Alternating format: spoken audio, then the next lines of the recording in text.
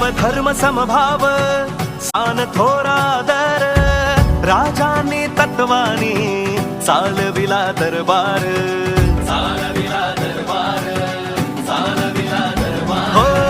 गनिमी काव्याने शत्रू होती बेजार लढवये साथी सोबती संपत्ती ही थोर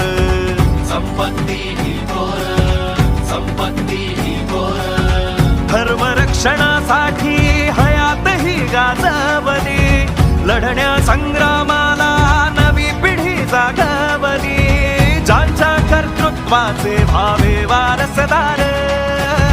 जनतेचे वाली शिवशंभूचा अवतार